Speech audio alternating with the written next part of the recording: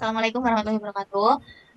Kami dari kelompok 5, di sini kami akan mempresentasikan hasil proyek data warehouse kami dengan judul analisis kinerja layanan transportasi udara menggunakan data warehouse pada data keterlambatan dan pembatalan penerbangan tahun 2019 sampai 2023. Di sini anggota kelompok kami ada yang pertama ada JK Antamasya Berikan dengan NIM akhir 011, ada Aida Nur Salsabila dengan NIM akhir 017, dengan saya sendiri Alifianti Putri dengan NIM akhir 032 dan Grace Pinkan Ledina dengan NIM akhir 137. Nah, adapun latar belakang dari proyek kami sendiri ini, transportasi udara merupakan salah satu sarana transportasi yang penting dalam mendukung mobilitas masyarakat dan aktivitas ekonomi. Namun keterlambatan dan pembatalan penerbangan ini masih menjadi permasalahan yang sering terjadi dan dapat mempengaruhi kualitas layanan yang diterima oleh penumpang. Dengan demikian, banyaknya jumlah penerbangan setahun, data operasional yang dihasilkan juga semakin besar dan kompleks. Oleh karena itu, diperlukan sebuah data warehouse yang mampu mengelola data historis penerbangan secara terstruktur sehingga dapat digunakan untuk menganalisis pola keterlambatan dan pembatalan penerbangan serta mendukung pengambilan keputusan berbasis data. Nah, adapun dataset yang kami gunakan, yaitu dataset penerbangan flight delay and cancellation dataset 2019 sampai 2023 yang kami peroleh dari platform Kaggle. Untuk prosesnya sendiri, yang pertama dimulai dari import library yang dibutuhkan, lalu ada load dataset. Nah, di sini datasetnya nama flight sample 3M karena jumlah datasetnya ada 3 juta dataset. Lalu ke bawah, nah ini kita melakukan data understanding untuk melihat ukuran dari struktur dari dataset. Ini 5 baris pertama dari datasetnya. Lalu di sini kami mendeskripsikan setiap kolom yang ada pada dataset. Itu ada FL date, itu merupakan tahun penerbangan dan lain-lainnya. Nah, lalu ini ada statistik deskriptif dari dataset kami. Juga kami melakukan pengecekan missing value dengan hasilnya itu ada 17 missing value dari 32 kolom dengan presentasi missing value tertingginya pada 97,36%, yaitu pada kolom cancellation code. Nah, lalu setelah itu kami mengecek sparsity analysis untuk melihat tingkat kekosongan data atau sparsity pada dataset yang kami gunakan. Nah, setelah itu kita mengecek outlier analysis pada kolom numerik dataset kita. Hasilnya ada beberapa outlier seperti di kolom depth delay, air delay, distance, dan air time. Nah, di sini kami juga mengecek untuk rentang waktu dan distribusi dari dataset kami. Ini visualisasi distribusi yang pertama. Ini ada kami melihat jumlah penerbangan per bulannya pada tahun 2019 sampai 2023. Lalu ada top 15 maskapai berdasarkan jumlah penerbangan. Dan ini ada distribusi keterlambatan penerbangan, di mana rata-rata departure delay-nya itu ada di sekitar 10 sampai 12 menit, dan rata-rata arrival delay-nya itu ada di 4,6 menit. 26 menit. Terus setelah itu kami membagi dataset menjadi 3 batch, di mana batch pertama ini pada rentang waktu tanggal 1 Januari 2019 sampai dengan 31 Maret 2020. Pada batch 2 itu kami bagi data pada tanggal 1 April 2020 sampai 31 Desember 2021. Lalu batch 3 atau periode akhirnya itu pada tanggal 1 Januari 2022 sampai 31 Desember 2023. Lalu ada jumlah visualisasi perbandingan ukuran batch-nya. Pada batch 1 itu jumlah barisnya ada sekitar 944.617. Lalu pada batch kedua itu ada 904.039.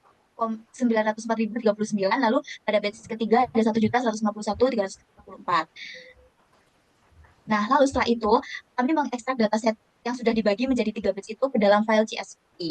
Itu nanti ada pada proses ekstrak itu kami menyimpannya pada tagging. Jadi akan menjadi satu pada folder file baru yang berisi batch-batch dataset yang sudah dibagi tadi. Nah, untuk memverifikasi apakah proses ekstraknya sudah berhasil, kami membaca ulang tagging untuk dataset yang sudah dibagi untuk step batch-nya tadi. Ini dapat dilihat kalau masing-masing batch sudah berhasil terbaca, ada jumlah baris dan juga ukurannya segini. Selanjutnya akan dilanjutkan oleh rekan saya. Jadi di sini kami melakukan data cleaning. Yang pertama kami mengecek apakah terdapat data yang duplikat pada dataset, lalu menghapus yang duplikat. Setelah itu kami melakukan pengecekan missing value untuk memastikan kualitas datanya. Selanjutnya kami juga melakukan data quality check. Lalu kami melakukan transformasi waktu yang dimana di sini kolom FLD itu dipecah menjadi beberapa atribut baru seperti year, quarter, month, month name, day name, dan weekday. Tujuannya supaya nanti alat analisis itu dapat dilakukan berdasarkan dimensi waktu tanpa harus memproses tanggal secara langsung. Selanjutnya kami juga membuat kategori keterlambatan penerbangan yang dimana nilai awalnya itu berupa angka menit. Jadi di sini kami mengelompokkan menjadi beberapa kategori seperti on time, minor delay, moderate delay, dan severe delay. Nanti tujuan dari kategorisasi ini untuk mempermudah analisis tingkat keterlambatan penerbangan. Itu ada distribusi kategori delaynya. Oke, selanjutnya ada imbalance analysis. Lanjut.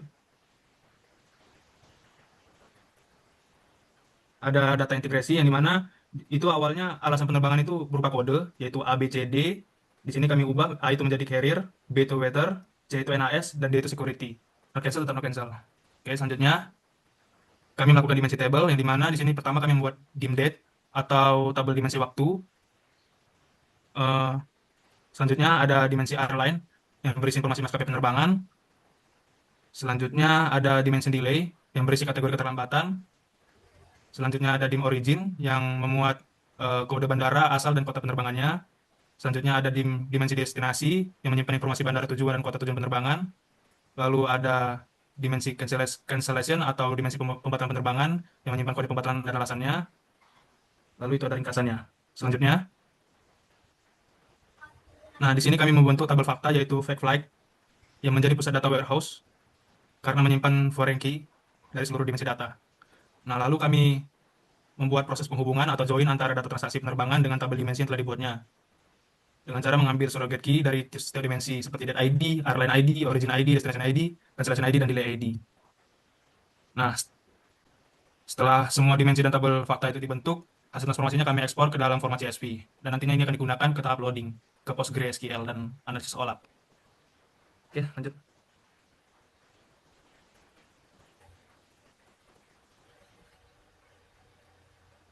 Selanjutnya, kita melakukan load ke PostgreSQL. Jadi yang pertama itu membuat koneksi PostgreSQL. Pada tahap ini, kita menghubungkan Python dengan PostgreSQL yang akan digunakan sebagai penyimpanan data warehouse. Nah, koneksinya itu dilakukan menggunakan SQL Alchemy dengan parameter user, password, host, port, dan nama database. Setelah koneksi berhasil dilakukan, pengujian menggunakan query sederhana untuk memastikan Postgre ini tuh dapat diakses dengan baik.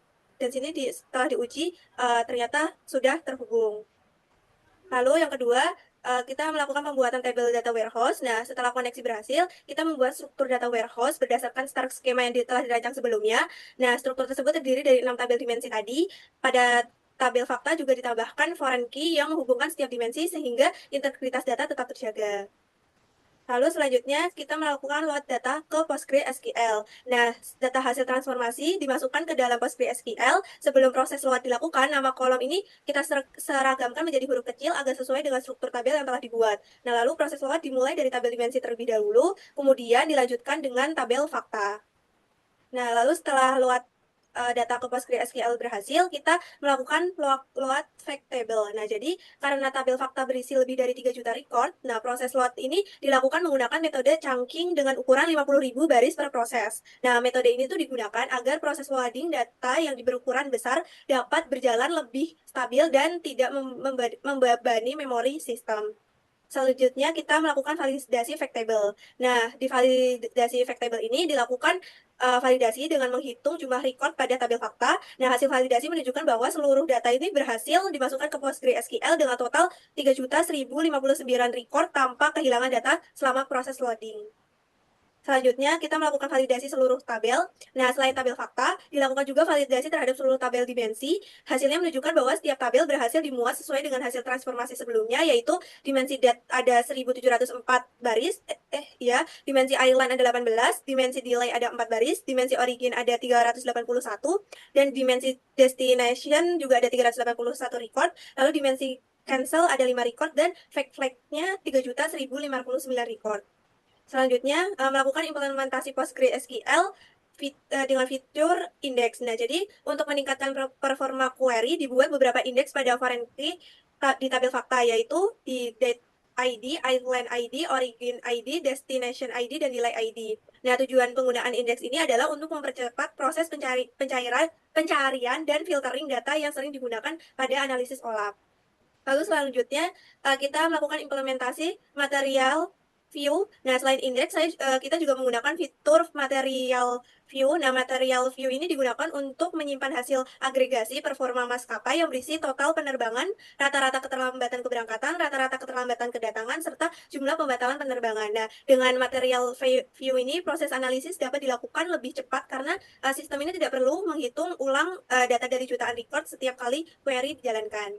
Lalu yang selanjutnya kita melakukan PostgreSQL extension. Nah, jadi pada proyek ini tuh juga digunakan extension pgstat statement. Nah, jadi ini tuh berfungsi untuk membantu monitoring dan evaluasi performa query sehingga dapat digunakan sebagai pendukung optimasi database. Selanjutnya, kita melakukan benchmark query agregasi. Jadi, pengujian pertama ini dilakukan menggunakan explain analisis pada query agregasi. Nah, hasil dari benchmark ini menunjukkan bahwa PostgreSQL menggunakan mekanisme paralel sequential scan dan hash aggregate untuk memproses jutaan data secara efisien. Karena query ini melakukan agregasi terhadap seluruh data. Nah, PostgreSQL memilih membaca tabel secara paralel dibandingkan menggunakan indeks. Lalu selanjutnya yang ke-11 kita melakukan benchmark penggunaan indeks airline. Nah, jadi pengujian kedua ini dilakukan untuk melihat apakah indeks airline ID ini benar-benar digunakan atau tidak. Nah, hasilnya menunjukkan adanya bitmap index scan pada indeks fact airline. Nah, hal ini membuktikan bahwa PostgreSQL berhasil memanfaatkan indeks untuk mempercepat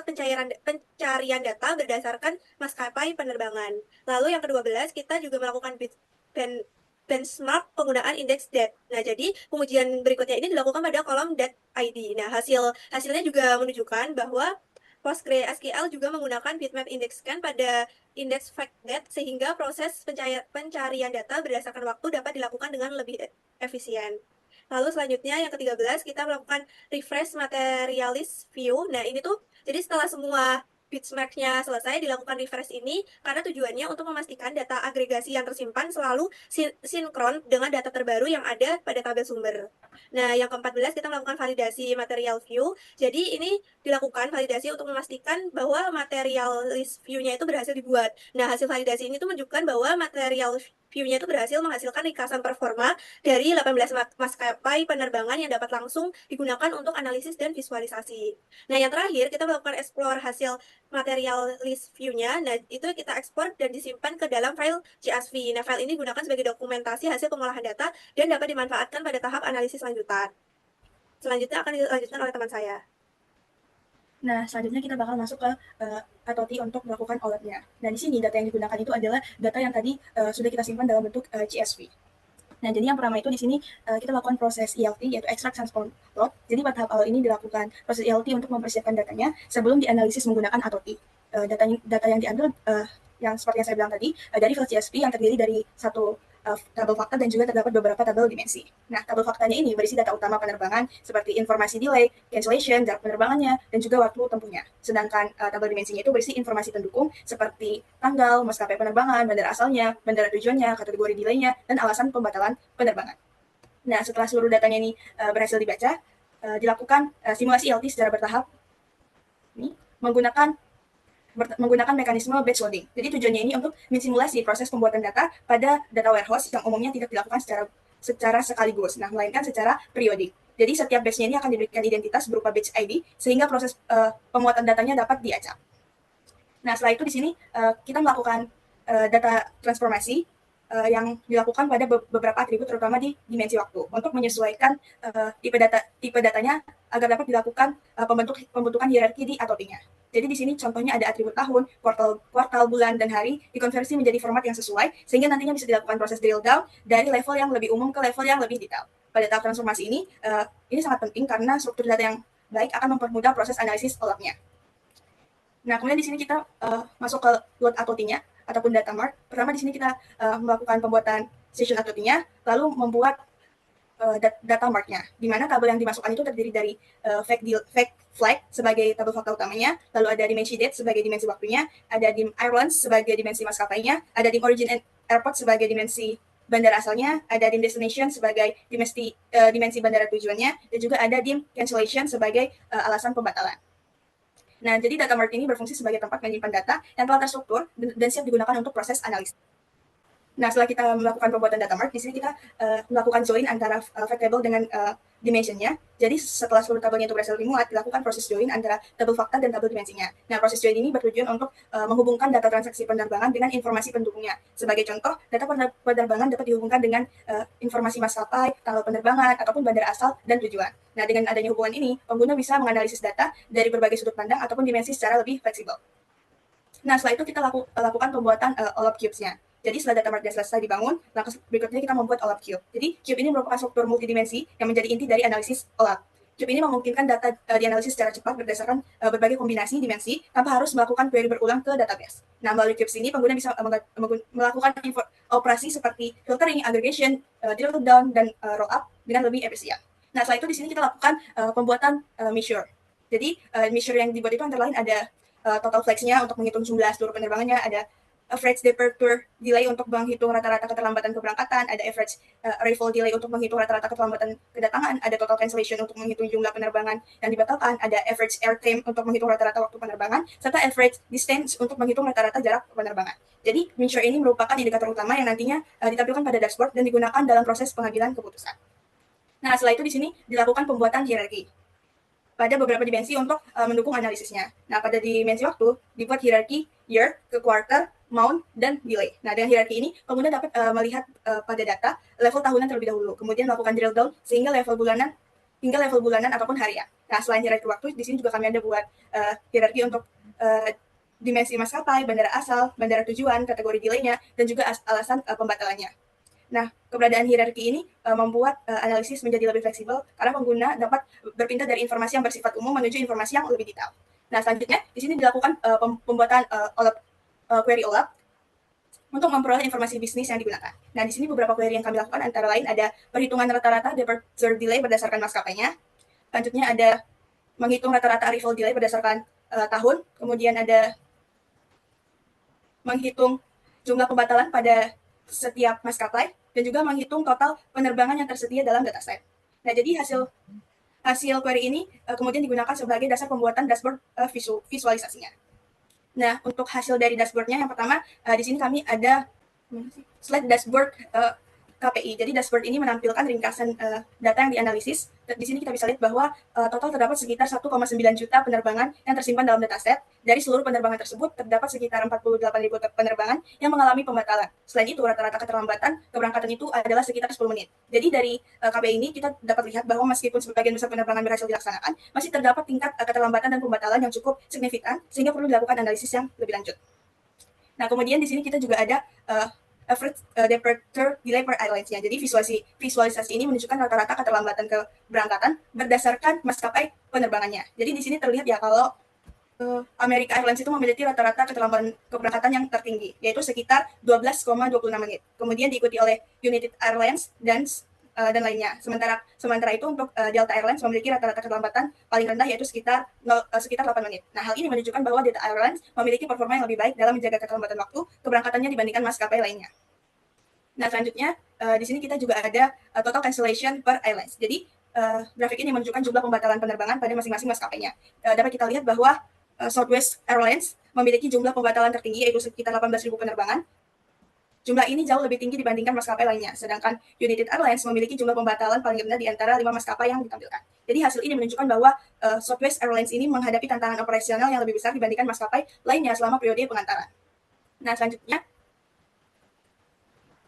di sini ada slide average arrival delay per year. Jadi visualisasi ini menunjukkan rata-rata keterlambatan kedatangan dari tahun 2019 hingga tahun 2023. Jadi kita bisa lihat kalau di tahun 2020 ini nilai delaynya itu lebih nilai negatif, yang berarti rata-rata penerbangan tibanya itu lebih cepat dari jadwal. Namun setelah tahun 2020, terlihat adanya tren peningkatan keterlambatan secara bertahap. Pada tahun 2023, rata-rata keterlambatan kedatangannya itu mencapai sekitar 0,93 menit, yang menjadi tertinggi selama periode pengantaran. Nah, hal ini menunjukkan bahwa setelah tahun 2020, tingkat ketepatan waktu kedatangan itu cenderung menurun. Nah, selanjutnya, yang terakhir itu ada slide average arrival delay per airlines. Jadi grafik ini tuh menunjukkan rata-rata keterlambatan kedatangan berdasarkan maskapainya. Kita bisa lihat kalau America Airlines kembali menjadi maskapai dengan nilai keterlambatan tertinggi yaitu sekitar 6,46 menit. Sebaliknya Delta Airlines itu memiliki rata-rata keterlambatan paling rendah yaitu sekitar 1 menit. Nah, dari hasil ini dapat disimpulkan bahwa Delta Airlines ini memiliki performa yang terbaik dalam menjaga ketepatan waktu penerbangannya, baik saat keberangkatan maupun kedatangan. Nah, jadi secara keseluruhan dari implementasi OLAP yang telah kita lakukan, dapat disimpulkan bahwa implementasi OLAP menggunakan ATOT berhasil membantu analisis data penerbangan secara multidimensi melalui dashboard interaktif.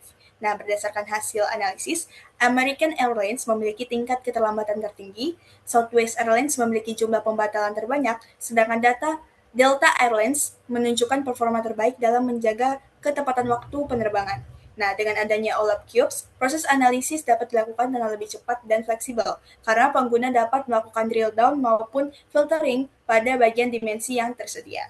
Nah, sekian presentasi dari kelompok kami. Apabila ada kesalahan, kami mohon maaf. Terima kasih.